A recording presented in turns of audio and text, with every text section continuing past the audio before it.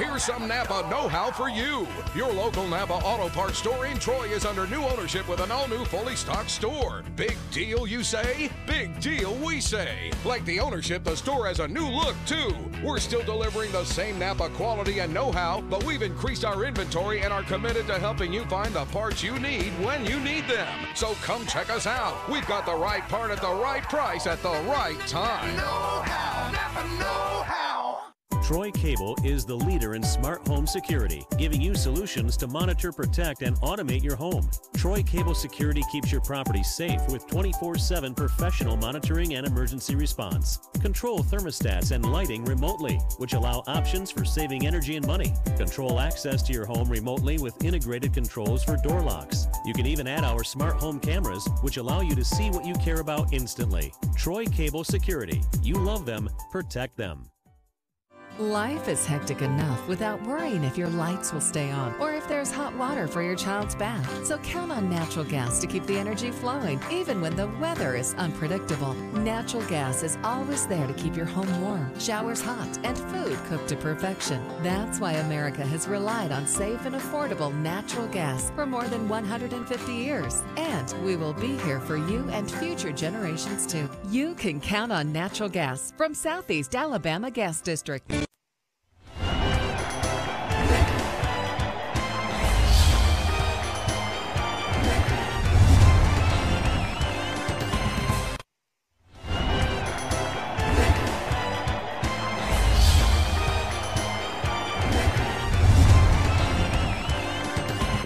Birthday today. There we are. We're live. Good morning and welcome to Today in LA. I'm Mike Amos. He's Stephen Curtis today. Good morning. Yeah, I told you that yellow would probably stick out a little bit. That's right. You got covered up with a bomber jacket. So I might keep my bomber jacket on for a little while. Looks good. Of course, it is a last day. The last day. How many days in January? 31. So we got one more. We got one more. Of course, want to wish Rebecca Amos, we were talking about her. Her birthday is today, and she lives in Birmingham, and we might call her and wake her up. She might not like that too much. So how old is she? Is she 46 today? Or? Well, let's see. She was born in 72. Yeah. Should be 46. Yeah, that's right. That's good. That's right. Good. Yeah, she's a she year might not behind me. be real fond of me spreading that news. She may not. That's all right. But of course, we're just happy to be here today, and of course, we're heading up the rear end of January and heading into February, and but cold weather still exists. In fact, tomorrow morning, when you wake up, the temperature is going to be 27 degrees. Is it really? I haven't seen that. So, it was 30 degrees, or it was freezing this morning when we woke up. 32, 33. And we're... I think they said this little cold snap's not going to last as long as the last couple we've had. So Exactly. And, this morning also I had a note on my desk here that I want to go out and do a home run baseball derby. Baseball season's already here. Can you believe that? Yep, I know. Of course, Troy University will have their Meet the Trojans this week, and I've got a guy coming in, some of the Troy people coming in tomorrow to talk about that. It's a Meet the Trojans, baseball and softball. And now your son played baseball, didn't he? No, my boys really, they played a little rec ball up and through. Well, baseball in Troy is such a big thing. And I tell you, one of the most relaxing atmospheres there is anywhere is to go out to a Troy baseball game. It is. It's and nice late in the afternoon, on a nice spring afternoon or night. And a lot of the people, they don't ever even go in the stadium. They bring their tables and their chairs and out in left field and sit out in left field and enjoy. Let the kids run around. It's really a very festive occasion out there when baseball season. And we got a real good baseball schedule coming up, and we'll be talking about that more as we get into the show. Mike Amos will be calling in from Birmingham just a moment. Of course, Stephen, you notice that he's here on Tuesdays, and tell us a little bit about what you hope your future will hold. Yeah, I'm running for a district judge in Pike County. It covers the whole county. The primary election is June 5th. So right now, I'm assuming that there's just going to be 3 Republicans running in the primary in June. So the general election will be in November, but I'm expecting that whoever wins the June primary will be on the ballot in November unopposed. So, you know, I've been practicing law in Pike County for over 20 years, and just Judge Hightower, who's been on the bench for 42 years, I think, is retiring. You know, and I've known him. I taught him in school, and it scares me really that he had really served that long. It's amazing. And, you know, he doesn't look or seem like he's that old. He is not. You know, he runs, he swims, he rides his bike, he still does all that stuff. He's a real health guy, and yeah, of course, one of the known for his what I should say. I mean, it was the law, and that was it. He goes by the book, you know, and that's what I want to do. I mean, you know. You don't want to use any discretion at all, or you know, I don't think that's what a judge is supposed to do. I mean, you use your judgment and make judgment decisions, but if the law says you got to do this, then I don't know that you can legally deviate from that. Well, I mean, he's always said if you go to Judge Hightower, it's won't be any ifs and buts. It'll be that right there. Yeah, I mean, what the law says. I tell people a lot of times that Judge Hightower, in my opinion, is the epitome of what a judge is supposed to be. I mean, he's fair, but he's by the book and by the law, and that's what you want a judge to do. So he serves both sides. Is that right? I mean, he's going to give both sides a fair shake in any case, and that's what you want. Yeah. You know, and of course, you like you said, you've made many steps from your office on Court Square to the courthouse, and you've dealt in a lot of those cases. I do a lot of. I actually are experienced a lot of the same things. Is that right? I am. I practice in district court all the time. I've always got cases pending in that court, so I'm in fact, familiar with Joe it. Watt. I mean, Joe Falk. Joe Falk, my good friend. Joe Watts is my good friend too. But Joe was the county's child welfare. He represented DHR for a long time. I actually have been representing DHR since 2006. All right, well, that's the rest of the story. Yeah, exactly. So you've dealt with a lot of the same issues. Those are what's called dependency cases, you know, when children either have to be removed from their parents for and it's things. not easy, is it? It's not easy, but it's, you know, if you're getting kids out of a bad situation, it's rewarding. You know, they're tough cases, but it's important to make sure that the best interest of the child. Get them out of there. If there's drugs in the house, get them out of there. If there's brutality in that house, get them out of there. And you know, and then DHR's job is then to try to work with the parents that cause the removal and try to get them the kids back in the house. Exactly. Of course, our show is brought to you by Trojan Auto Parts this morning. I want to say good morning to my buddy Mike Kilcrease, owner and operator of Trojan Auto Parts, one of the cleanest auto parts you'll find anywhere. Yeah. And they're your Napa dealer in Troy and Pike County. And you know, I tell you, I recommend any good gift is maybe a gift card from Troy Auto Parts, Trojan Auto Parts, and it's called a Napa card. And it can buy a lot of nice things for your man or woman out there. Everybody needs that kind of stuff at some point. No question about it. That's right. Of course, we're taking a look at what's going on locally. Ken Wheel died. Do you remember Ken Wheel? Yeah, I remember Ken. He was a vice principal at the elementary school. That's right. Long-time educator and military background, I believe. That's right. He was in the Guard, maybe. That's right. And our prayers and our thoughts go out to Ken today, and the service he rendered to Pike County in education, and really a very nice guy. And of course, Charles Henderson girls did something that nobody felt like was unusual. They won the district tournament. Yeah. In fact, the Trojans boys and the girls, the Trojan boys knocked off Greenville to claim the title, and they're both hosting the area tournaments here in Troy. So sure is. That's going to be good. You're on Today in L.A. Good morning. Morning. How's it going? Mike Amos calling in from a cold Birmingham. Is that right? A cold Birmingham? Yeah, it's pretty cold. It's around 30. It's definitely I think the high today up here is like 44, so it's gonna be a pretty cold day. Going to be colder than that. When is deer hunting in? About another couple weeks? I think around the 10th, maybe. Yeah, the February, 10th. You're right, like the that. 10th. I think it's the that needs to 10th. extend it about another month. It's many deer. So if you don't have any meat in your freezer, you better get out there. That's right. Like I said, if they I tell you what, I hunted, see more of them now in Alabama though than anything. You don't see dead deer on the road. You see coyotes. I was walking they're behind my Coyote every day dead on the road somewhere. Really? Oh boy! I was walking behind my on some property we own behind my home, and just this week, this past weekend, I saw a big deer. Really? There are a lot of them out there. They are. They're all in town. And too. I wonder what they feed on. In town. You're right. I wonder what they feed on. I'm sure they eat a lot of raw grass, probably. Yeah, they do. Yeah, and we planted for them right there in the middle of the median. In fact, on our highways and our byways, we plant all that winter grass, just begging those deer to come on out and get run over and wreck a car.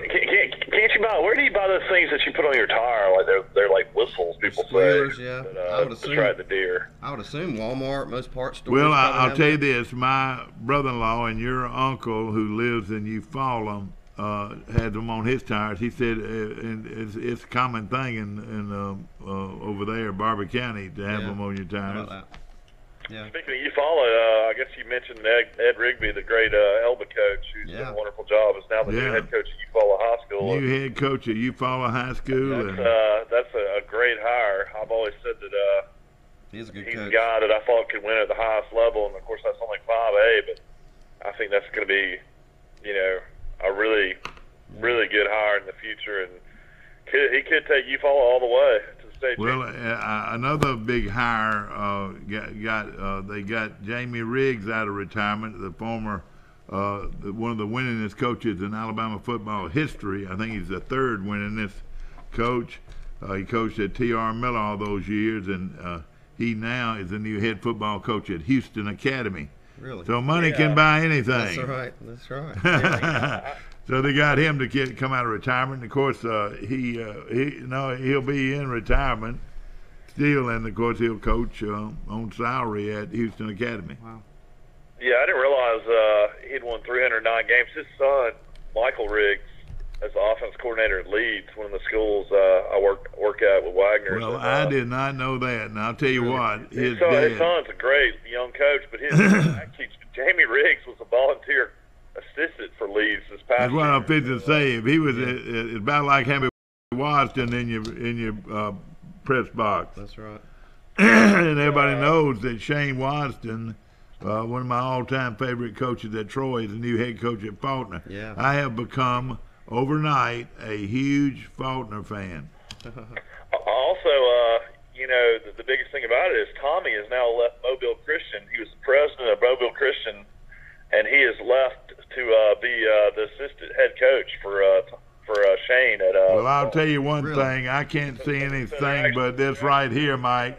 I can't see anything but this right here.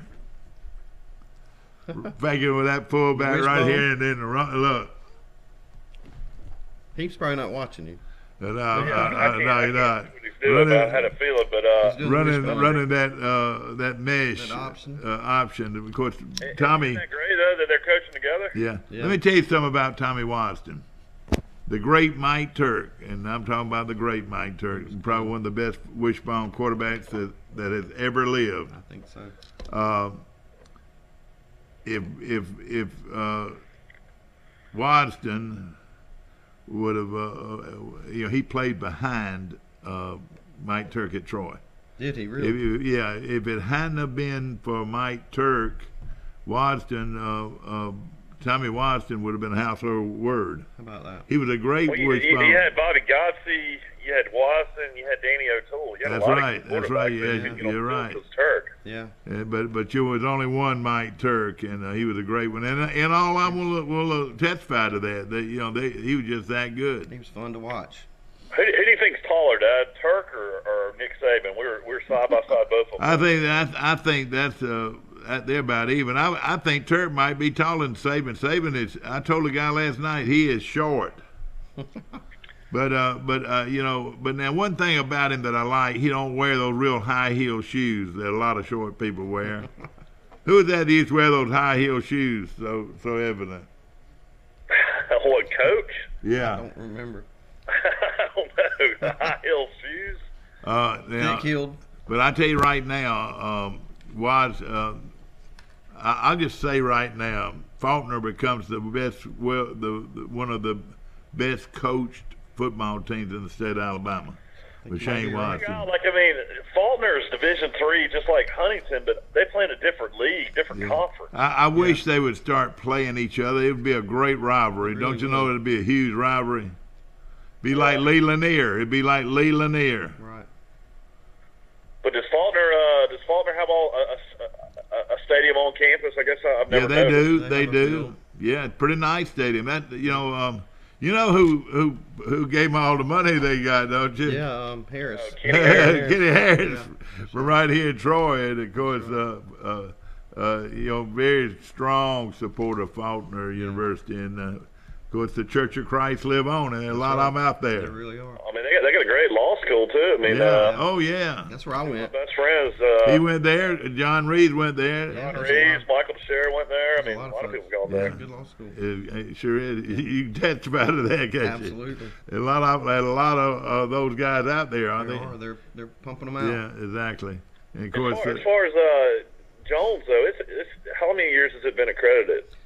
I'm gonna guess probably between 5 and 10 at the most. Maybe the probably guy 5 that, or so is what I'm guessing. Yeah. Of course, Hasn't been that long. the guy that probably taught you was Wendell Mitchell, wasn't he? He wasn't there. He was the dean when I He was. started. And Wendell he left. Mitchell, did a lot to He make did. that a good place. He really did. He grew it a whole lot. So, No question He about it. was walking Wendell Mitchell, wasn't he? walking Wendell Of Mitchell. course, let me tell you, it is hard to believe that when you walk in your office and you see that white-headed guy, long white hair, with long white hair, was such a great athlete. Did you realize Dickie that? Calhoun. Yeah. Absolutely. Oh gosh, he won't even mow his own grass, but he was one of the top athletes to ever come out of Montgomery. Did you know that, Mike? I've heard stories about this all my life. To ever come out of Montgomery, you heard me say it. He's one of the best athletes to ever come out of Montgomery. I tell you what, he would come home in his suit and tie. He would school Richard and I in basketball. I know that. He could shoot. Yeah, Oh, he's just a natural, and of course, he was the son of a Methodist minister, that's right. and played at Lanier back when Lanier had 4,000 students. And we don't know how it is to go to school like that when you see a different person. I mean, you don't even know but half the people in the school. Yeah. But Dickie went to undergrad at Emory, and then he went to law school at Alabama. that's right. Is that right? That's right. Yes, yeah. he did. And he was all-state in football, and I want to say also in basketball. Really. Did he run But- track too? But that's where he really Yeah, excelled he at. was a star in Yeah, track. that's what Well, I see, thought. he held the state broad jump championship for a long time until it was broken by the great Richmond Flowers. Really Yeah, amazing. and Lanier's Dickie Calhoun. And let me tell you, over the years, he and I used to go to a lot of ball games. You know, he's a huge Auburn fan. Auburn fan. I don't know about that. Oh gosh, is a what if they huge- gave you a job? I know. No, Somebody I've been very Him and facetious. Joe. Of course, Dickie Calhoun's a huge Alabama fan. So Yeah. is Joe Falk, your other partner. That's right. And I could tell you some stories about going to ball games with him. You probably Mike, you remember we go to basketball games or even football games, and everywhere, about every other step, every 4 or 5 steps, there'd be somebody saying Calhoun. Everybody knew him. Calhoun. Have He was just you well ever known. noticed that? Oh yeah, absolutely. And it was all these old Lanier guys. Of course, there were a lot of them out Yeah, there. like 4,000. Yeah, one of the largest schools in the state. But everybody, all It- those it's guys. so amazing though that school is still standing. I went in it not too long ago. I mean, Yeah. it literally looks like it's about to fall down. Oh, it is. It was a great That is an tradition. Old school. Lee Lanier, Robert E. Lee High School, and I knew a lot of my friends went to Lee, and a lot of them went to Lanier. Yeah. But it was the I mean, closest. the only school I've seen that's older than that is Woodlawn up Yeah. here in Birmingham. And I don't know if there has ever been a rivalry to that could match Lee Lanier. That was always heard it unbelievable. was a We're good talking about when they played the last game of the year every year for so many years. there was 25,000 plus people in the stands. Wow. And they bought the tickets during the summer before. Oh, you had to get them You that had early. to buy them that early to get tickets. And Like its own little Iron it Bowl. was- yeah, exactly. Of course, they were coached by Tom Jones from Lounsboro, Alabama, and I think his record, Mike, was 103-30. Wait a minute.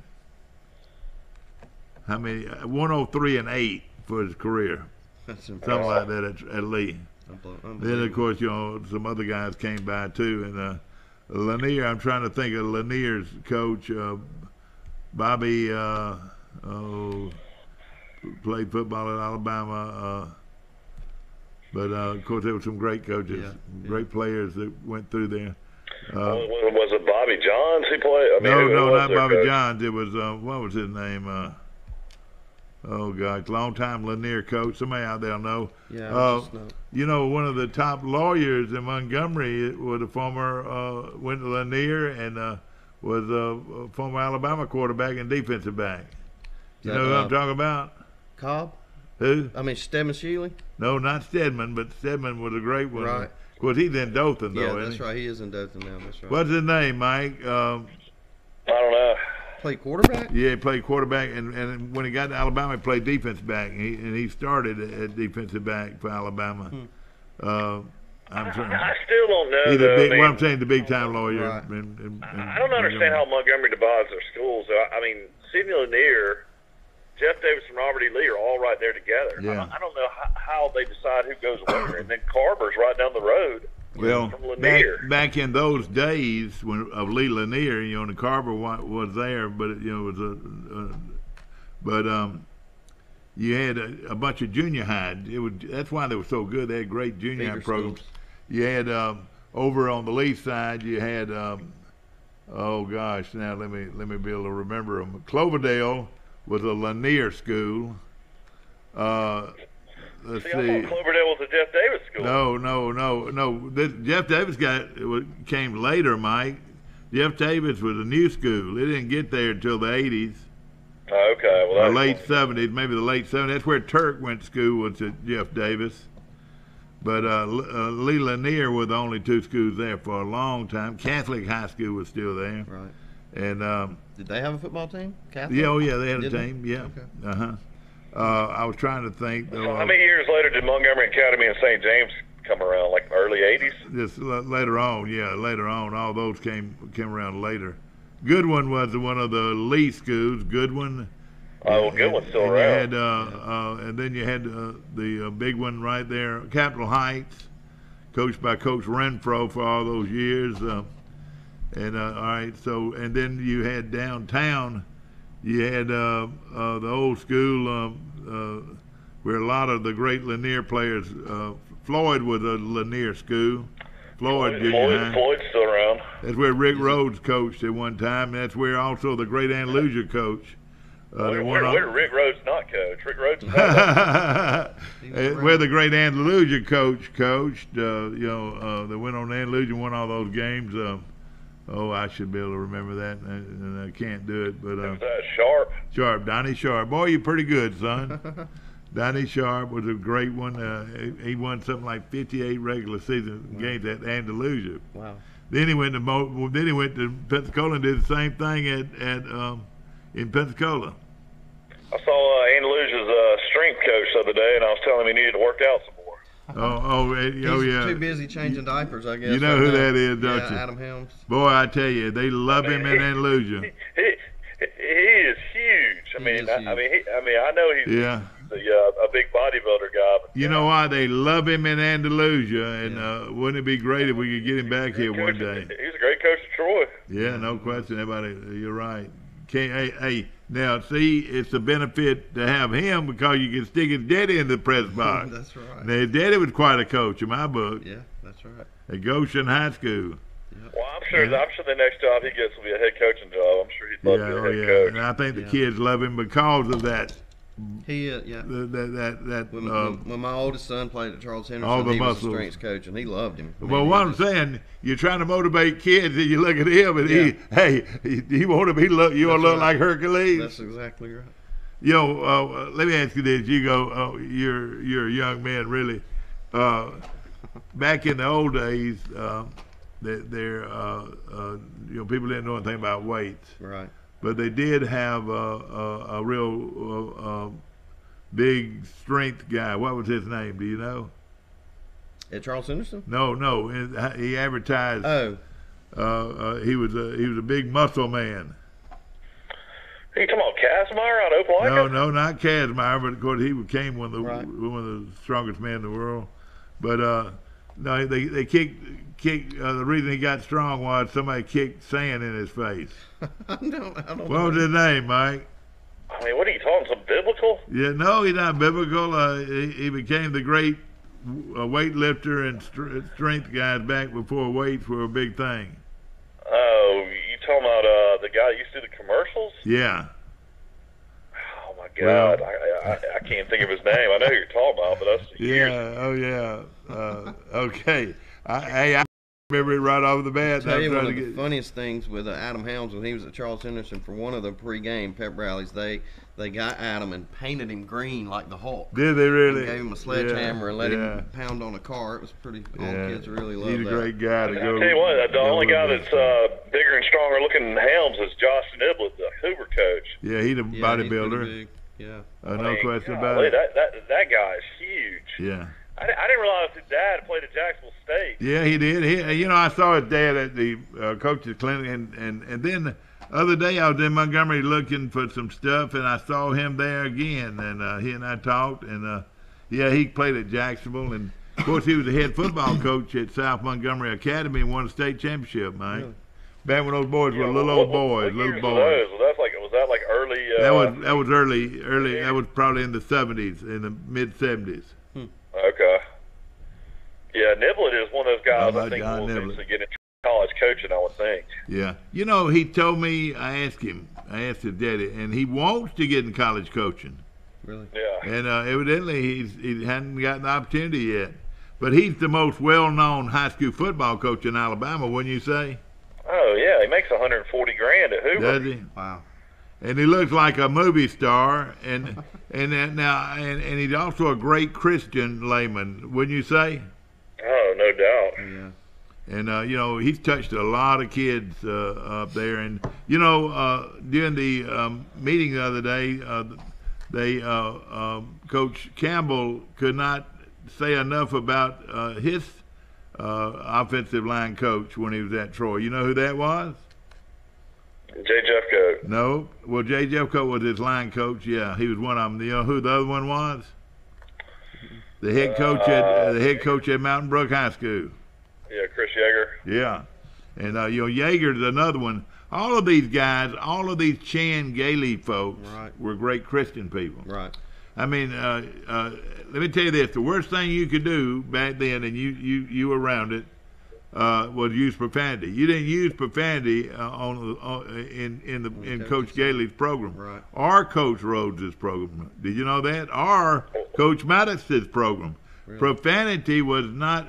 Wayne Bolt could have never coached for either one of those guys. Even though he's a good coach. Was the worst they'd say is when all sucks or something like that? Yeah, well, I know this that they didn't allow profanity. Yeah. And on Tuesdays, they had Bible study every Tuesday. And what I'm saying, you look at a J. Jeffcoat and look at all these guys that came in under Gailey.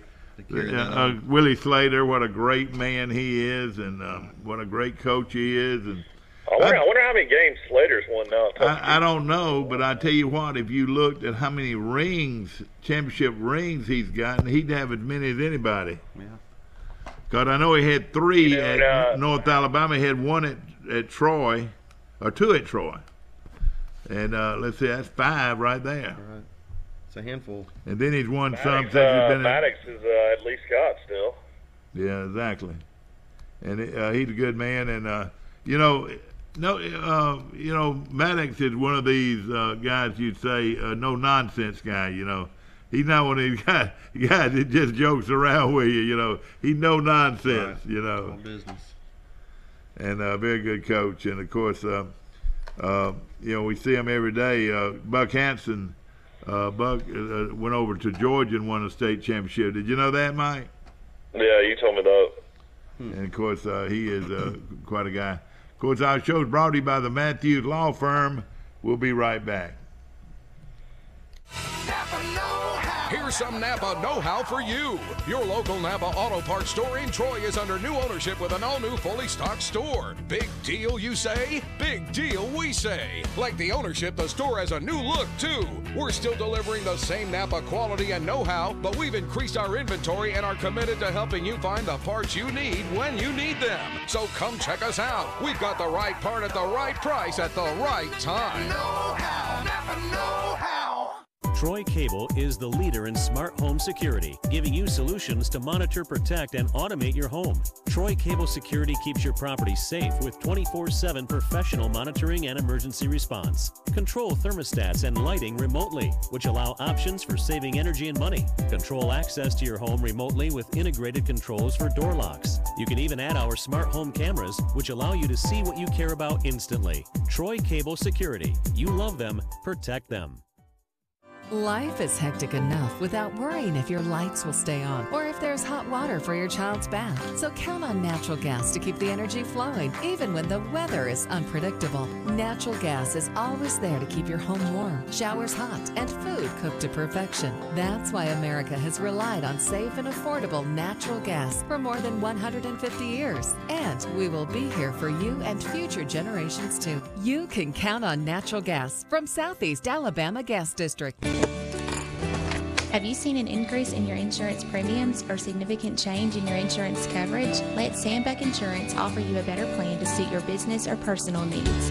Sandbeck Insurance offers many lines of insurance, whether it's home, farm, or auto insurance, work comp, business, or health and life policies. Sandbeck is here for you. Call or visit our Troy, Enterprise, or Andalusia office today. Sandbeck Insurance, where we take pride in taking care of your insurance For their tribe. Back to our show, brought to you by Southeast Alabama Gas District, located with headquarters in Andalusia and many stores all over Southeast Alabama Gas District. Blue Moon, bum bum bum bum bum bum bum. Or I hadn't seen you in a blue moon. What does that mean? I think it just means not very often. This Wednesday, tomorrow night. If anybody knows about a blue moon, call in. Yeah, call in if you can tell us about what a blue moon is. What have you got We're also there, having a lunar Stephen? eclipse at the same time, it says, which I always get eclipses confused, but a lunar eclipse is when the moon passes through the Earth's shadow and covers the light on the moon. So Okay. the moon will kind of go away. What I'm looking at, a blue moon says it's when the moon appears blue because of smoke or dust particles in the atmosphere. So I don't know what would cause that, but Yeah. so we're going to have an eclipse and a blue moon and a full moon. And What time is all this supposed to start? I don't know if it's tomorrow or Friday. I don't. You could be right. Friday's supposed to be raining up here. I don't know how well you're going to see it. Well, I don't know where I got Wednesday, but Let me see if I can tell from looking at this. So we had a solar eclipse Yep. of all kind this year, and now we got a blue Wednesday. moon. This says Wednesday, the 31st, so that's tomorrow. all right, yeah, tomorrow. And Well, I'll be down in Troy working tomorrow, Dad. So maybe I can Okay. get with you. Early morning of tomorrow is what it says. okay, all right. Well, you know anything about it? Also, 2 full moons. Oh, that's what a blue moon is as well. If you have 2 full moons in 1 month, they call the second one a blue moon. Oh, okay. Yeah, So it's not. that's right. You were to the Space Museum. You know all about it. Come up here and tell us about it. I don't know much more. Just All right. So to you, what is a blue moon? 2 full moons in a month. Yep. Oh, it does say that. That's the second definition. A second full Does moon the in a actual month. moon turn blue? Not on that. Not in that one. For some reason Okay. they call it blue moon. And it hadn't happened since the 1880s. Is that right? Every year there's at least one blue moon. But Where you get 2 in 1 month. phenomenon of the blue Yeah. moon. Right. Yeah. So I'm not very sure which rare. one they're Right. talking about Yeah. this time. Uh-huh. I'm gonna check. All right. While you're here, I want you to remind me of something. Thursday, of course, is the big Camp Stew sale at the Salvation Army, and it's one of the biggest fundraisers. And if you'll remind me of it, I'll give you a quart of camp stew. You like camp stew? I do. And I'll give you a quart, and that's a lot of camp stew right there. Now I pour it bought over 3 rice. quarts this weekend from the Goshen girls softball Yeah, team. did That you? was made by Byron. Byron Wilkes. So I've heard that he makes that's good stuff. camp I ate a quart and put 2 in the freezer. stew. Well, I've got 5 ordered, so I'm Good. gonna give Scott one of them. Good. I'll let him know where his Do you priorities you are. eat camp stew being from Oregon? Hey, I eat food. See, they call it Brunswick stew. Yeah. We call it camp That's stew. right. That's And right. of course, this is delicious. This is Who makes the Salvation Armies? Do you know? our guy, former Mayor Dothan. Mayor Goshen. Sanders? Yeah, Sanders. Is it Carter yeah. Sanders? Carter Sanders. Yeah. He makes good And, camp stew as well. and of course, I think it was his uncle or somebody that I want to say Quincy Carter. I don't know if he was related to Carter, but Quincy Carter used to make wonderful camp Really? stew, and there's going to be some delicious camp stew that you pick up at Salvation Army on Thursday. You have to pre-order, or are they going to have Well, extra? you don't have to pre-order, but it might be better. Right. You know, the great thing about it, let's say you're going to give to the Salvation Army. Right. This would be a great time to give to it, because let's just say if you gave them $50, you can buy 5. That's exactly what you right. do, you can buy 5 quarts of camp stew. Yeah. And get something You get the back. benefit How of many the times do you donation. write a check and not get anything That's back? right. That's right. That's a good So thing. if you want to donate $100 to the Salvation Army, you get 10 of these to right. give to your neighbors or your friends, or just stick them in the, Hide 'em in the freezer. Yeah. That's right. And you've been feeding boys camp stew all your life, I ain't you? hid mine from my boys, Yeah. I didn't want them to get into it. You know, I think, and I think Mike will attest to this, that I make wonderful soup. And and it's, I think when you try to overdo it, it's when you mess up. I do it with just, like if I was gonna make homemade soup, I would get some stew meat, and I would put it in a boiler, and I'd brown it it off. and drain it. Then I'd start pouring in diced tomatoes and start pouring Your in. problem with your soup is you like String too beans? many tomatoes. I don't like tomatoes. Oh, I know you. I can't understand why you don't like tomatoes.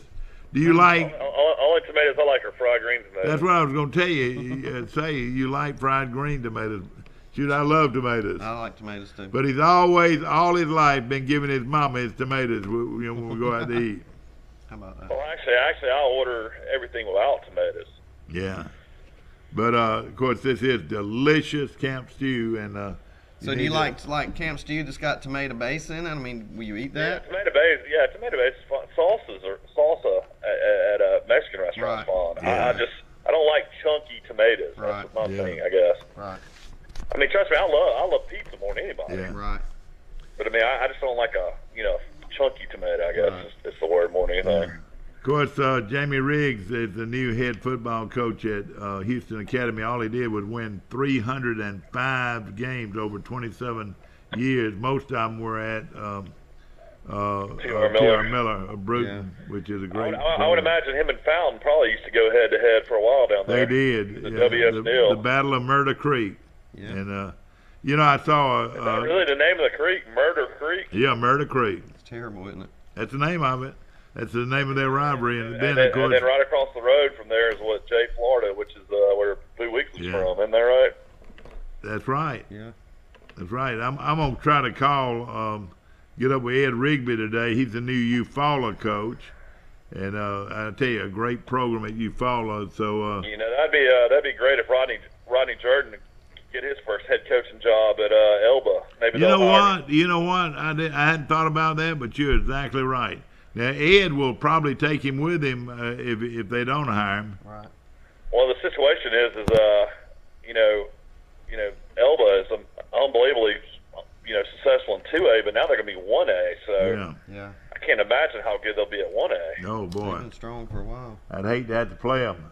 Yeah. But I still can't believe Elba's 1A. When I was in school growing up, Elba was 3A. I don't know. I don't know what it is. They just don't have that many boys. You know, it comes down to the number of boys in your classes. Yeah. And You would that's, have enjoyed it the other day. They were, Coach Paul Bryant's death 35 years ago. The other day, he had passed away. and they had a really good interview on Feinbaum with Russ Wood. Yeah, the great Russ Wood. Yeah. They interviewed Russ Wood on there. Was he the only one? Yeah, well, it was just him. Yeah. I bet he was. Hey, I bet he was a handsome-looking guy, wasn't he? Well, him and Feinbaum were close. Apparently, the day Bear Bryant died,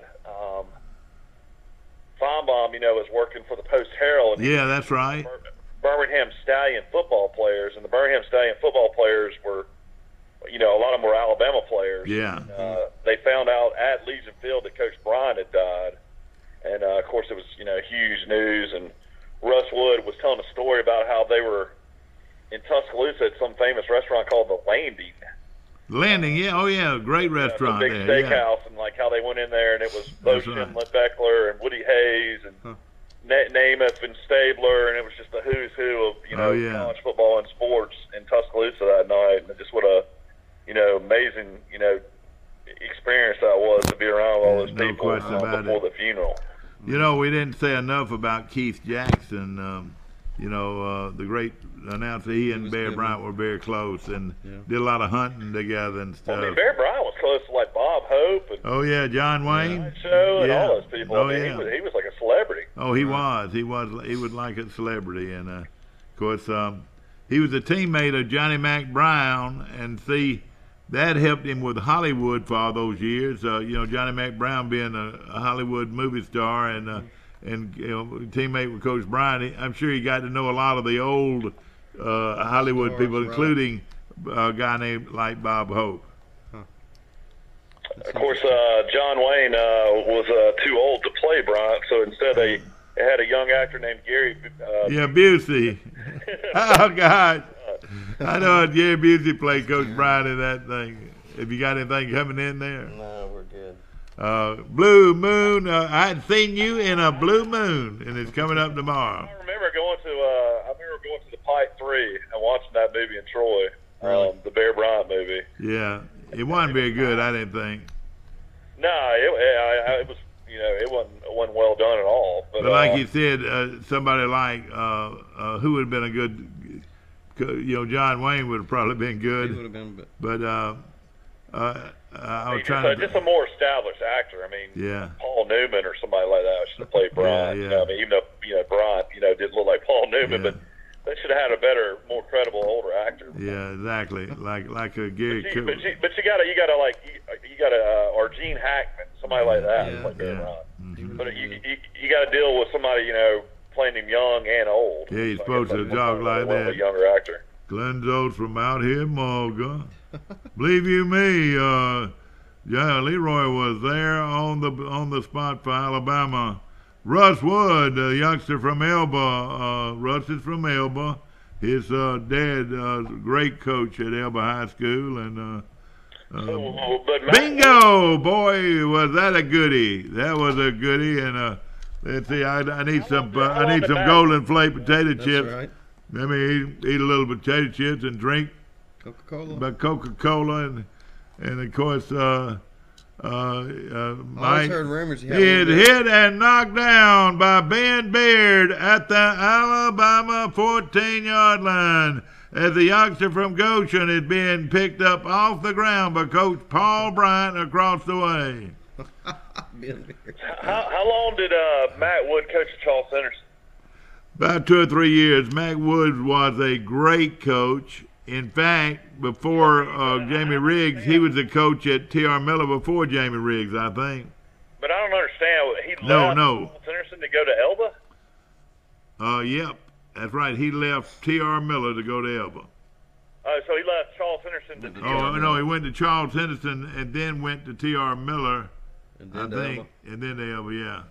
So T.R. Miller was like a legendary job even then? Oh, yeah. It was sort of I don't know if it was a new school, but you had T.R. Miller and W.S. Neal in the same town. Right. What great Alabama player came out of W.S. Neal, Mike? Oh, my goodness. He's considered one of the great running backs of all time. Out of W.S. Neal? Yeah. What years? Back in the mid-70s. Man, I have no clue. He's trying No, to I pull it do back. know. I do know, but I can't. I have a problem.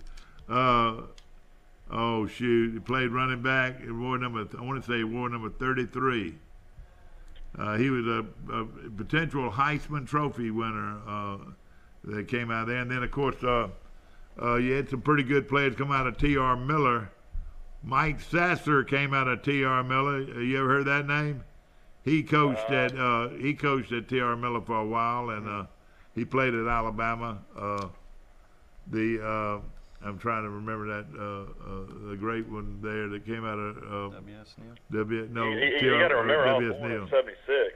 Yeah. I know it. That's right. That's right. But then later on, there was a pretty good quarterback that came out of a T.R. Miller. Mike, you know who that was? Walter Lewis. Walter Lewis, the great Walter Lewis, and also a pretty good defensive lineman that played at Auburn and came out of T.R. Miller. You remember him? Coach, he's one of Coach Dye's favorite players. Dow Altman. You remember Dow Altman? No, I don't remember that. Oh, you don't remember Dow Altman? You remember him, don't you? I don't remember that. No, really? We're a little bit younger than you. All right. Here we go. My brain works in funny ways. The great one from W.S. Neal name was Calvin Culliver. You ever heard that name? I heard the name, but I don't remember him being a great player. And this is a true statement, ladies and gentlemen. And I've said it on my show over the years, and I think people that old Troy people will love it when I say it again. They asked, there was a bunch of sports writers sitting around a table one day in Birmingham. Of course, that was back in the heyday of the Birmingham News and the Birmingham Post-Herald and all that. And they were asking who are the greatest running backs to ever play at the University of Alabama. One guy raised his hand and said Calvin Culliver. Another guy raised his hand and said Johnny Musso. Another guy raised his hand and said Wilbur Jackson. And another guy raised his hand and Mike, who was that guy that the other guy raised his hand, Mike? Are you talking about Van Hoos? No, not Van Hoos, but this guy played at Alabama and was and son played at Alabama. I'm trying to. He's one of the all-time great running backs. At Alabama. Yeah, at Alabama. His son played defensive back last year and went to pros early. Oh, Humphrey. Yeah, Humphrey, Bobby Humphrey. Bobby Humphrey. And one guy said Bobby Humphrey was. And then when it got to Van Hoos, the great sports editor of the Birmingham News for all those years, he said, guys, every one of those guys were great running backs. But give me the orphan boy from Troy any day of the week. I'll take the orphan boy from Troy any day of the week. Do you know who that was? I don't know who that is. Mike, you know. Yeah, Bobby Marlowe. The great Bobby Marlowe Really? was Van Hoos's favorite, and who Van Hoos thought was the greatest. Well, he had all Alabama's records until Shawn Alexander broke it. Well, and he could run. He was also an All-American. See, back then they had played both ways. Right. He was an All-American running back, and he was an All-American linebacker. Really? And he's one of the few guys that could have gone to the NFL, but he decided to go to Canada. Oh, yeah. See, he got more money. He was offered more money to go to Canada, so he went to Canada. If not, he'd been a household word today, along with people like Bronco. So why did they call him the orphan boy? Was he from the children's home? He was from the children's home. That's what I wondered. How about He was raised out here at the children's home, and I don't know how many games in a row they won, but I think they went undefeated 2 years in a row.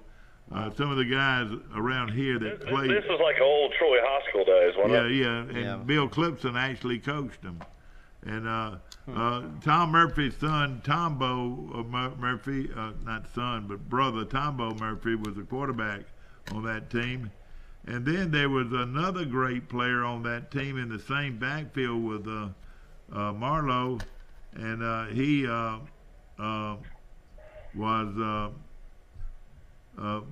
became a great player at Auburn. And that was, oh shoot. I shouldn't have any problem. At one time I had no problems with that. Yeah, I just. But Hadaway, Charlie Hadaway, was a great running back on that same team that went to Auburn and played very well. And of course, I'm trying to think. So Marlowe played before Bryant got there. So who would he have played under at Alabama? He played under. Well, let's see. I know he played under Red Drew. I think he played under Red Drew, and he played under Ears Whitworth. Yeah, Ears Whitworth. He played for because Bryant got there. I think he played some under Red Drew too, though. Okay. And yeah, he was after Bryant. Marlowe was. Now Marlowe came back to Troy, and he built a bowling alley. Where? Right where Kenny Harris is, the same building that Kenny Harris Tire is Really? right now on South Front Street. And we used to go all the time. And how many lanes did it have in it? I want to say 12. Really? Yeah, around 12. And Bobby Marlowe would come to town, and Mike, he looked like Chase Riddle. Now, Chase Riddle was the same mold of Bobby Marlowe. He was a great football player at Jordan High School in Columbus, and later on came to Troy and played football at Troy. And, of course, everybody knows he was a professional baseball guy, but he also played basketball at Troy. Did he? Chase Riddle was a star football player, and a lot of people, if you looked at Chase Riddle, he was muscle bound. Man, he was a big, strong guy. And had the most beautiful wife in the world, Betty. Yeah, Betty, his wife, and was a beautiful lady. And and now that's talking about the bowling alley. Yeah, talking about the bowling alley. Bobby Marlowe used to come home, and you'd see him, and oh God, he was huge. Really? Big old neck and big old arms, and it would, and of course he watched over that bowling alley for a long time, and then I think he sold it. But it was fun having a bowling alley back then. One of many bowling alleys that are no longer in Troy anymore. Yeah, and it was. That's right. Troy's had about 3 or 4 of them. They had that great one at the Adams Center that I still talk about. I have no clue about they should have left that there. My whole junior high and early high school was at the bowling alley in Troy because that was the only place we could hang out. They should have left it there just for just to say they had a bowling alley on campus. That would have been impressive. In college. That would have been an impressive thing. And I took bowling as a class in college. I did too at Troy. I did. And it was a very good, bowling alley. And Troy. At the time, it was one of the nicer ones in the state of Alabama. I'd been to. Yeah. I'll tell you right now, you could go out right now in Troy, and or anywhere that people went to Troy University or Troy State College to school. You know what they would say? The first time they ever played the game of what? Until they got to Troy. It was the first time they ever played the game of golf before they got to Troy. We had a lot of towns didn't have a golf course. True. And a lot of those guys took golf as a course. Right. And it was the first time they ever played golf. Yeah. Trojan Oaks. And then they had to worry about hitting that guy that was running in the red shorts. You know who that was? Destito? No, not Destito. No. Costes. It was Costes. And see, back then you had to worry about hitting him. He'd be running around the golf course. Right. He thought he owned that golf course. He could run. And he'd been hit several times. I've seen him slow down a little bit. Costes was an Olympian, wasn't he? Yeah, he was. Yes. 56 Helsinki Olympics, I think. Is that right? God, that's still hard to believe. And he's a great teacher. Whoa, he's a great teacher. We're going to take a short break. When you're growing up, you saw him everywhere. That's true. Yeah, no question. You got to head out? I got to head out. Got all right, today, Stephen Curtis. Have a good day. We'll be right back with more of Today in L.A. Troy Cable is the leader in smart home security, giving you solutions to monitor, protect, and automate your home. Troy Cable Security keeps your property safe with 24/7 professional monitoring and emergency response. Control thermostats and lighting remotely, which allow options for saving energy and money. Control access to your home remotely with integrated controls for door locks. You can even add our smart home cameras, which allow you to see what you care about instantly. Troy Cable Security. You love them, protect them. Have you seen an increase in your insurance premiums or significant change in your insurance coverage? Let Sandbeck Insurance offer you a better plan to suit your business or personal needs. Sandbeck Insurance offers many lines of insurance, whether it's home, farm, or auto insurance, work comp, business, or health and life policies. Sandbeck is here for you. Call or visit our Troy, Enterprise, or Andalusia office today. Sandbeck Insurance, where we take pride in taking care of your insurance. Life is hectic enough without worrying if your lights will stay on or if there's hot water for your child's bath. So count on natural gas to keep the energy flowing, even when the weather is unpredictable. Natural gas is always there to keep your home warm, showers hot, and food cooked to perfection. That's why America has relied on safe and affordable natural gas for more than 150 years. And we will be here for you and future generations too. You can count on natural gas from Southeast Alabama Gas District. Napa know-how. Here's some Napa know-how for you. Your local Napa Auto Parts store in Troy is under new ownership with an all-new fully stocked store. Big deal, you say? Big deal, we say. Like the ownership, the store has a new look, too. We're still delivering the same Napa quality and know-how, but we've increased our inventory and are committed to helping you find the parts you need when you need them. So come check us out. We've got the right part at the right price at the right time. Know-how. Napa know-how.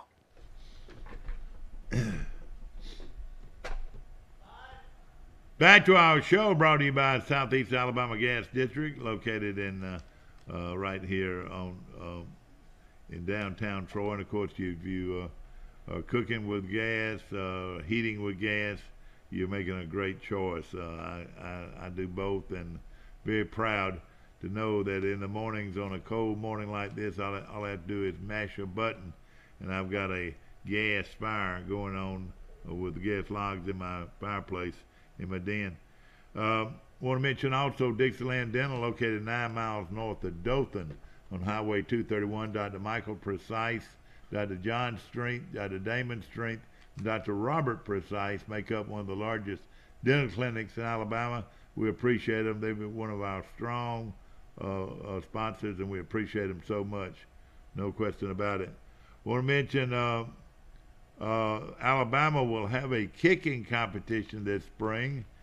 Graduate transfer kicker Austin Jones of Temple announced his intention to transfer to the University of Alabama in a post to his personal account, which accompanied a picture of him and Coach Nick Saban during a recent recruiting visit to the university. So Alabama is going after a kicker from Temple who had a year of eligibility left. I'm happy to announce that I will be playing my senior year at the University of Alabama. Roll Tide, Jones wrote it on his Instagram. Jones' addition would create a competition for the job between redshirt freshman Joseph Bulovas, who signed with Alabama in 2017, but lost his the preseason competition to Andy Papanaskas and was redshirted. Papanaskas was a graduate transfer kicker from Ole Miss. For his career, this is a kid out of Temple, and I'm sure there'll be more people competing for the kicking job. He made 50 out of 67 field goals at Temple. That's a pretty lot of field goals, including 4 out of 5 last year with a long of 37. That wasn't very long. He was 10 out of 12 in 2016 prior to suffering an ACL injury on a kickoff against Memphis. As a senior, Jones split kicking duties with sophomore Aaron Buami through the first 4 games, but ultimately lost the job to the younger prospect. Jones still ranks as Temple's record in Temple's record book, 4th in the record book, with 252 career points. So a kid from Temple transferring to Alabama. Super Blue Blood Moon is what they call it, and that's what we're going to have tomorrow. Super equals moon closest to Earth, 14% bigger than usual. So the moon's going to be 14% bigger than usual, and it will be the closest to the Earth. Blue equals 2 full moons in 1 month, and blood equals bending of light around Earth as bending or beaming, bending of light around Earth as the moon is eclipsed. So super blue moon, super blue blood moon, and of course that'll be I don't know, it doesn't say what time it's going to be doing all that it's going to do, but it should be pretty, and it should be unusual. It'll be the first time since the late 1880s or the 1800s that this has happened on Earth. So it will be something very unusual and something that I think you would like to say you saw. Of course, a lot of basketball going on. Troy's got a big basketball game this weekend with the University of South Alabama. Good morning. How you doing?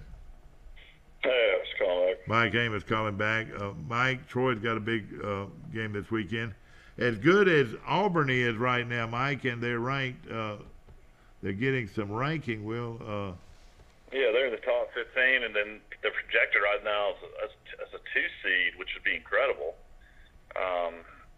Yeah, Pearl's done his best coaching job. But at the same time, I don't know if they can beat Alabama. Alabama's playing very well right now. Well, Alabama beat them at home, and Alabama actually beat them without Sexton, their best player. So yeah, I think that game's going to be coming up sometime in the next few weeks, the rematch in Auburn. Yeah. I'd love to go to that game, but it'd be hard to get a ticket probably. Let me ask this: how good is Sexton? And tell me where he came from. Kid out of Atlanta, Georgia. I mean, he's a great player. He's a top 10 lottery pick right now in the NBA draft. Was he signed out of high school? Yeah, I mean, you got to play 1 year in college. All right, so he just played 1 year in college? Well, yeah, this is his freshman year, but he's one and done. He'll play his freshman How do you compare him with the guy from Oklahoma that's so good? A guy from Oklahoma is just a lot better shooter. Sexton's more of a driver. He's just real quick with the ball. I mean, he's the type guy that can get, really penetrate and either, dish it off or, Who are Alabama's good players and high pro? Sexton can shoot the 3, but he can't shoot like this young guy. I mean, he's not even in the same league as a shooter with him. But this guy, he won't be there but for a year, don't you think? Yeah, the Young and Sexton will be, lottery picks. Is what they're saying. Young might be the top pick in the draft. Yeah. I mean, the best thing about Sexton though is he can get to the line. He gets fouled a lot. Because nobody can guard him 1-on-1. He's just too quick. I mean, Avery Johnson. That was an unbelievable, signee for him to come to Alabama. I mean, he could have gone to any school in the country, Duke, Kentucky, whatever. Yeah. So. I'm reading something here, and of course it's one of the things where Auburn, though. I mean, they got Brown and Harper. I mean, they've got guys that have been, Where do they come from? Any of those guys come from Alabama? No, none of those guys are from Alabama. How about Alabama's guys? Did NM come from Alabama?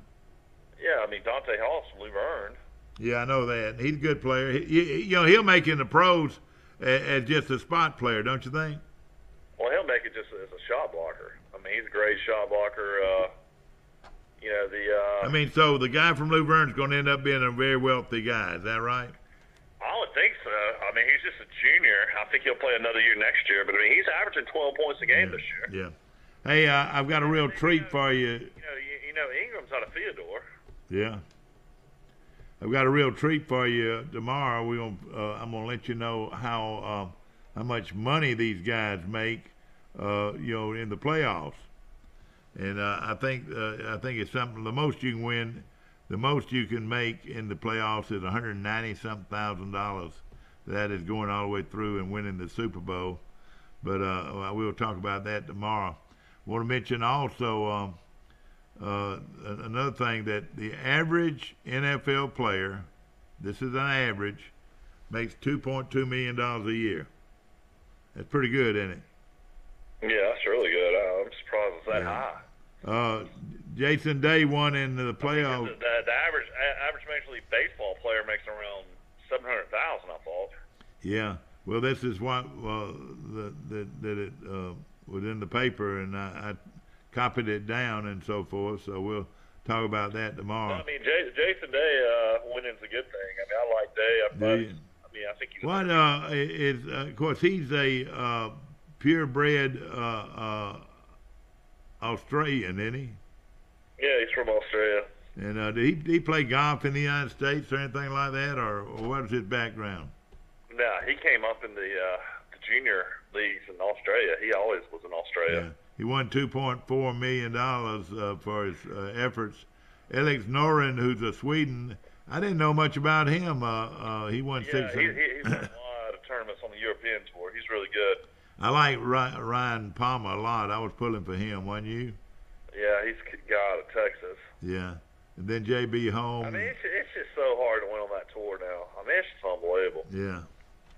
All right, those guys out of there, Keegan Bradley, of course, he's known because was it his grandmama that was a great pro player? Yeah, Pam Bradley. Yeah, something aunt, like I that. think. Yeah. Tony Finau, where did he come from? He played at BYU. He's a big, tall guy, about 6'5". He led for a long time in that tournament. He's a guy that hits the long ways. Yeah. Harris English out of Georgia, is that where he came from? That's right. And Garrigus, where's Garrigus from? I don't know where he's from. He's a long hitter too. How about Mark Leishman, where's he from? Australia. So there's a lot of Australians and a lot of guys from England on the tour, is that right? Yeah, I mean, it's, Australia, you got Scott, you got Leishman, you got Jason Day. You have guys that were pretty good at one time. Applebee's from there. You got what's his name, Aaron Badley. He's from Australia. I mean, there's a lot of Australian players that are really good players. Tiger won $60,000 this weekend. Bless his heart. He finished tied for 23rd. Yeah, bless his heart. What do you think Tiger does with $60,000? You think he just? I hope he gives it. Cashes that? I don't know what he does with it, but it would be nice to know that he gave it to charity, wouldn't it? That's the thing. Like on the I was looking one day, the Canadian tour, a guy won a tournament. It was that Shelton kid that now is on the Robbie Shelton, yeah. Alabama. And he won a Canadian tour event, and I think he only won like 45, 50 grand when you won that. Yeah. I mean, that's the difference in money on tours. And then on a nationwide or web.com tour, I think you win maybe around like 100 grand. How's some of our local guys doing, like Hamrick and some of those guys? How are they doing? I don't know. That'd be a good question. Maybe you can call Bill Hamrick one day and try to get Hunter to come on the show and talk about all these different tours and stuff. It'd be an interesting conversation. Exactly, and they get the opportunity to go all over the world. And Dubai, who won Dubai this weekend? I can't remember. McIlroy, I think, came in second. I don't know who won.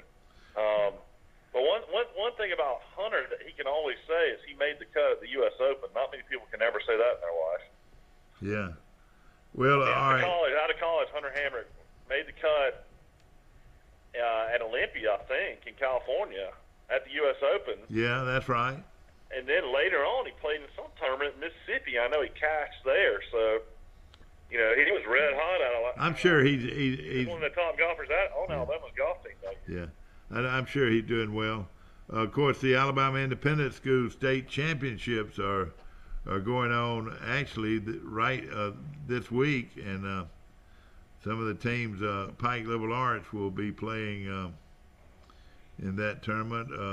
They play Lee Scott at 10 o'clock, and that game is going to be played on Thursday, I think. And so Hooper Academy against Tuscaloosa, Lakeside against Glenwood, and Springwood against Morgan Academy. some of the games, teams that'll be playing. Looking at girls basketball, Fort Dale is in the final 8, and so they're always pretty good in girls basketball. Lakeside always good, playing Tuscaloosa Academy. And these games will be played at the multiplex at Crampton Bowl. Mike, have you ever seen that layout for basketball? I have not. I've seen it on TV for football, but I've never seen it for basketball. Yeah. How did your coaching clinic go, and how much fun was that? I mean, it's a lot of fun. You know, it's just one of those things where it's kind of a whirlwind, you know, as far as, you know, trying to work and walk around and shake hands and talk to people. But it's a lot of fun. I mean, Wagner's, we had a booth set up, and you know, of course, it's fun to see all the head coaches in town, you know, with Saban and Malzahn, and then you had Kevin Steele, Chip Lindsey, you had Campbell from South Alabama, of course, Neil Brown. I talked to Neil, and, you know, he was there, and some of his assistant coaches were there. I mean, it's just a lot of fun. It's just one of those things where it's put on by a lot of former, you know, kind of old coaches in the state of Alabama, Jack Wood, Terry Curtis out of UMS Wright. Yeah.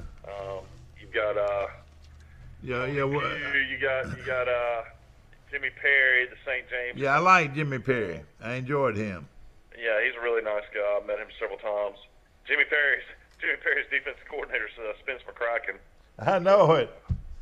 It's pretty amazing, some of the coaches he has at St. James. But, you know, these coaches, these old coaches, you know, I've been putting this on for years, and, you know, gets a great response from all the, you know, the coaches throughout the state. Yeah. Let's take a look at the temperature for Alabama. The temperature for Troy, Alabama.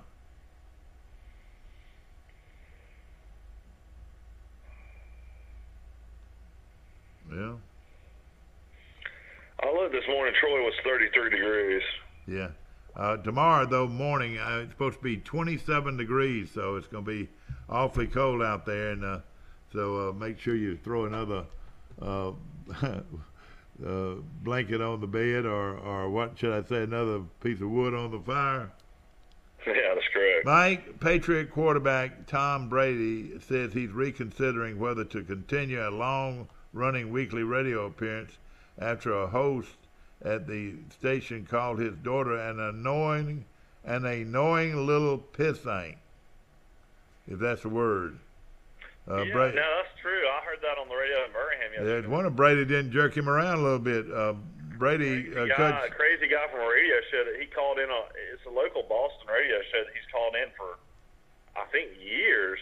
And I guess after a game, Brady had his daughter at the podium, and this guy made this comment, and Brady came on the air and said, you know, after what you guys have said, I'm no longer going to come on your show anymore. You know, pretty much just, but they're just basically saying this young kid's going to get fired from this radio show. From WEEI host Alex Raymer made the remarks about Brady's 5-year-old daughter after watching the first episode of Brady's documentary it's crazy for this guy to say that. Tom versus Time, that is airing on Facebook. Raymond's show aired Thursday, 4 days before Brady's weekly morning radio segment with different hosts. The station said Raymer had been suspended indefinitely. You know, that would affect your ratings, especially during the Super Bowl week, that Tom Brady decides he's not going to come on your show anymore. Well, the biggest thing about it is, I mean, Brady doesn't do a lot of interviews. So, I mean, for him to come on a local show like that is a really big deal. So, what is your out of their minds? Yeah. I mean, I know everybody's, you know, in the media and on television, they want to shock people and they want to say just outlandish things for people to get, you know, I guess ruffled about. But you can't bring kids into anything. I mean, that's just stupid. You're right. Let me ask you this. What kind of guy do you think Brady is? I'm going to ask you about some other athletes. What kind of person do you think he is? I'll be honest with you. I mean, Brady lives a different life than most athletes. He's married to a supermodel. Yeah. I mean, that's, you know, worldwide, probably more known than he is. Really? I mean, yeah, Gisele Bündchen, you know, she's from Brazil, is a supermodel. Yeah. I mean, I don't know. I mean, he seems like a pretty down to earth guy, but you never know. You don't know how these people are. Outside the game, you'd have to know somebody that played with him or something like that to kind of get that. The guy that had the radio show in Birmingham's got a pretty famous wife too, doesn't he? Yeah, Jay Barker's married to Sarah Evans. Former Alabama quarterback Jay Barker is married to Sarah Evans. How many children do they have? Barker's got about 4 from his marriage, and I think she had 3. So I think they got like 7 kids altogether. Yeah. They say she's a pretty neat person. Is that right? Yeah, she's real down to earth and really sweet, and everybody up here, when they interact with them, say that she's extremely nice. So. Is Barker real popular in Birmingham in the radio business? Yeah, he's popular, but I'll be honest with you, he's not it. The Stallings guys aren't near as popular as the Saban guys are. You don't really hear many people talk about the Stallings and Bear Bryant guys near as much. Now it's really who played for Saban now when it comes down to who you want to interview. But now Barker had won more games than any other Alabama quarterback, though. Is that right? I think A.J. McCarron broke it. Has that now. I think so. Now he's got a pretty. Either that or they're tied. Yeah. Now McCarron's got a famous wife, doesn't he? No, she was just a one-hit wonder. Yeah. Musburger and.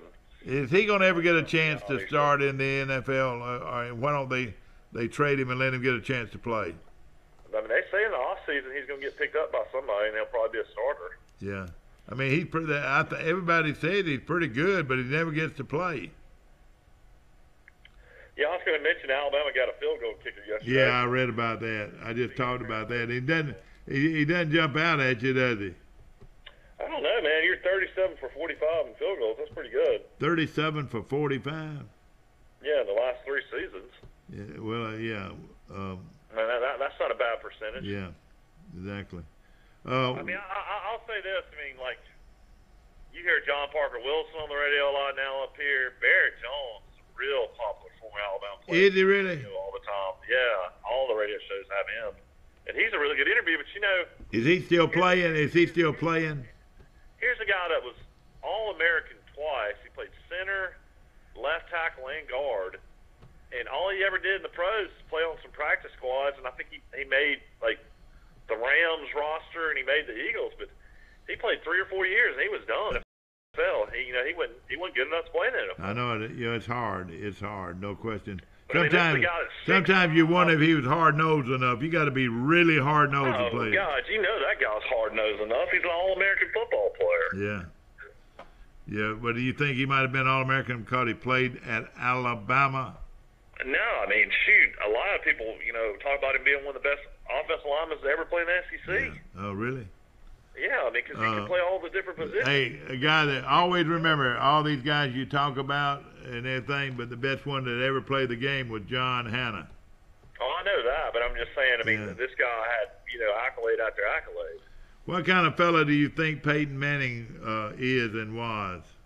I mean, Peyton Manning, I think, is definitely an ego guy. I mean, I think. Really, you think he is? You think he's an ego guy? Yeah, you can't be a star after a little bit of an ego. Well, I'm sure he got a little bit of one, but I didn't know he had a big ego guy. I would say this: I would not approach Peyton Manning. If he came up and had a conversation with me, it'd be different. Really? I mean, I would not bother a guy like that. I wouldn't bother a Brady. Barker, of course, is just an Alabama, legend, stuff like that. He's an approachable guy. I mean, I tell you somebody that I would approach, I think. I would never approach Cam Newton. I would never talk to somebody like that. How about Brett Favre? I think I'd approach him. Favre's a good old country boy, but Favre's got a lot of ego too. So, I guess you don't ever know. I mean, like I've been to Biloxi numerous times. And I think at least 2 different times I've been to the Boulder Barge, they said Favre had just left or Favre was there. So, I mean, if you go to a place like that, I imagine you're probably going to have people talk to you. Yeah. But, I mean, I don't know. I'll say this. I met Ben Roethlisberger. I think you were with me. He was in Vegas. Oh, yeah, we were. And we talked to Roethlisberger, and he was as nice as he could be. But he was still young now. He was sort of. He was real young. He had just started. Being a star athlete. I tell you a guy that we talked to one time that probably for about an hour. You remember seeing Leroy? Oh yeah, but I mean, Well, was that a great interview though to talk to him? Leroy Jordan. Yeah. Of course. I think when guys get older in life, they appreciate it more. You know, they want to. They love hearing people still talk about. Did you know Joe Namath would have been more accessible than a lot of those guys? I think Joe Namath was approachable. What do you think? He might be. I don't know. Yeah. Like I would never approach Tiger Woods. Yeah. You know, if you were looking at the most. I would love to meet Phil Mickelson one day, but I mean, you hear bad things about him, but I always hear good things about him. So you never know. Nicholson. Yeah, I don't know if he'd be approachable or not. Yeah. Off the course, I mean, or after tournaments, he signs autographs for 2 and 3 hours. So I bet Tiger's much more approachable than he used to be because his reputation's been tarnished. Wouldn't you think? I don't know. I heard he's like definitely one that you would never approach. I think he has security and stuff like that. I mean, but you got to have it. You star athlete. Oh yeah.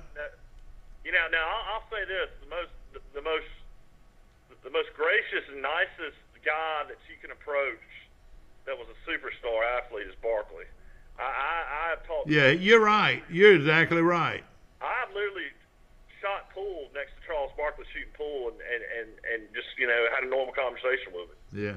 So I mean he's very approachable. I don't know if you were with me. I was at Auburn. Now Bo Jackson when he was young was approachable. I don't know if he would be like that anymore. But let me tell you a little bit of something about Barkley. We were over at Auburn one time. And I can't remember if he was still in school or he was out. And he came over there and to talk to us. Yeah. Yeah, I mean, we didn't go to him. He came over there and talked to us. He really was a very nice guy. Yeah. Now Barkley is he's a type guy you'll run into at a bar or in a restaurant. He's definitely one of those guys you'll see in Birmingham. Yeah. I mean, I'm trying to think of the biggest celebrity I've ever met. So I don't know. I'm trying to think. Of course, we met George Steinbrenner at a gas. Oh yeah, and he came over and talked to us. He came over to talk to us. We're both trying to get the love bugs off. That's right. We're watching love, but you're right.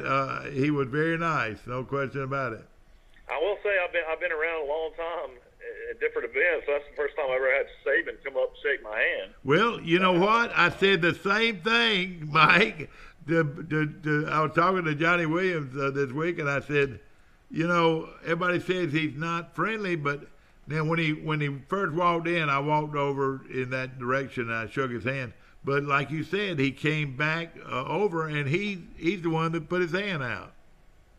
Yeah, I mean, a lot of people were saying that Alabama's behind in recruiting due to the fact the national championship and a lot of coaches have left, and that maybe he's out trying to be friendlier and normal, trying to get some last minute recruits.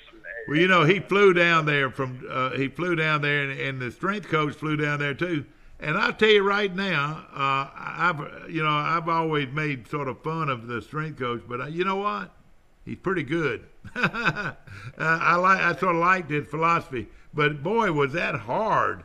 What if you had to jump rope all the time and you didn't know how, or didn't have the agility? Oh, if you're a college athlete, surely you can jump rope. Well, I don't know. That's for a big guy to jump. What is it? 500 reps. Yeah, I didn't get to. You got to hear the interview. You got to hear him speak. I was in and out. But it's tough. Now, let me tell you, I think they work out 3 days, and it is tough. The workout. Well, who knows him well is David Williams. Was a walk-on and played a year and a half, 2 years at Alabama, and he knows Cochran well. He can tell you about all those stories. Exactly, no question about it. Of course, the one thing about him, though, I think he's just a guy players love. He's energetic and gets them fired up, and he's like that rah-rah cheerleading guy, but. I mean, he definitely. He jumps up and does those side straddle hops. Saban brought him from New Orleans. He was working as a strength coach for the NBA team down there. Yeah. And when he left LSU, and he's the one that started all this stuff with the.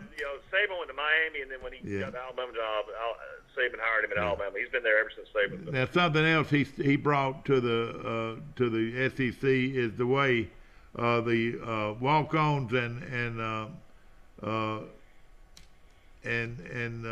redshirt guys do all that stuff on the sidelines. You know, with the towels. Didn't he do all that? Didn't he start all that?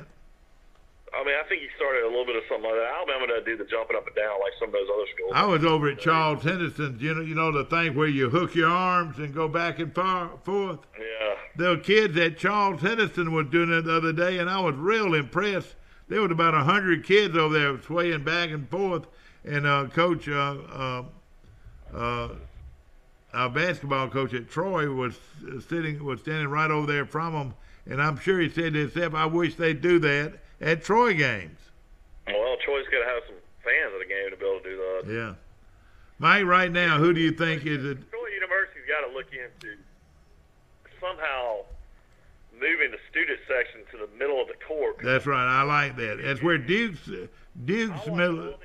I watch all these ESPN3 games, and when you look at Troy on TV, you would think there's 500 people there at Division I college basketball game. I mean, you don't see the crowd at all. No, you're right. But then there was a little bit better crowd last time, but they gave away free hot dogs and $1. I mean, they're going to do that again next Saturday, I think. How can Troy have sold out Sartain as much as they did, and one of the most beautiful arenas I've ever seen for a small division. Well, and everybody loved to see that run and gun basketball. There. You know, they love to see. Fans love to see people score 100 points. You know, you don't see anybody scoring 100 points anymore. What's the deal? And now they got a shot clock. I mean, I think it's one of those type things where, you know, the athletes are just better, you know, better defense, and you got too many guys that can guard well. I mean, you look at Alabama, they're so long. I mean, they block shots, stuff like that. I mean, it's just one of those type things where I just think defensively, you got just better players now than you used to have. For some reason, back in the day, it didn't seem like people guarded as much as they do now. Exactly, no question about it. Mike Amos calling in from Birmingham this morning, and of course, we've got about to get by Minor High School, and then I'm going to go to Leeds High School and get on the road. It's beautiful up here today, though. It's sunny. Well, that's great. And of course, a lot of high school basketball is Mountain Brook already made the playoffs, or what's the deal with them? I mean, they're number one in the state, so I'm sure they will. Yeah. You know, Mountain Brook's got a really good team up here. Hoover's really good. Huffman's really good this year, and then they got Vestavius, I think, in the top 10 as well. So there's a lot of local teams that are really good. So it's going to be a lot of fun as basketball season tournament-wise. Looks like both Charleston boys and girls have won their regional tournament games, Mike. So they're doing pretty good. The girls, you know, I mean, it's a lot of pressure for Coach Jones. I mean, basically it's either state championship or nothing.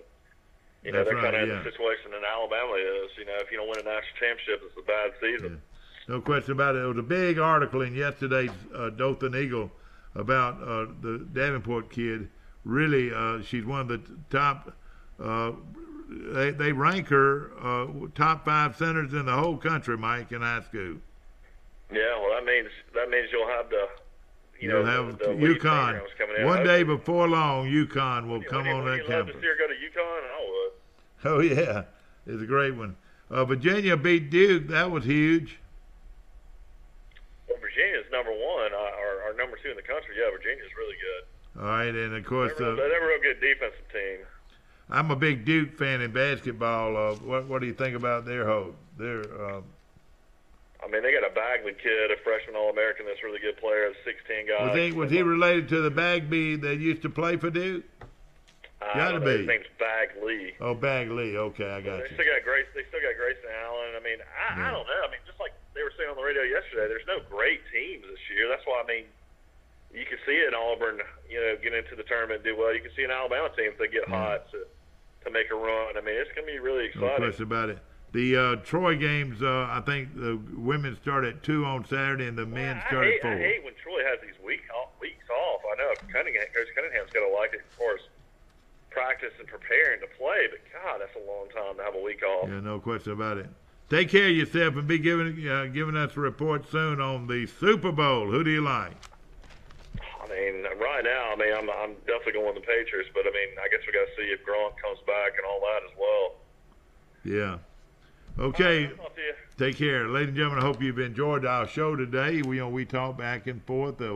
You're welcome to call in and talk to us. We appreciate our sponsors so much. I hope that you will go when you see or go to one of the businesses that sponsors our show. We'd love for you to tell them how much you enjoy our show and enjoy their product. And of course, remember, we appreciate you very, very much. Have a great day. See you tomorrow.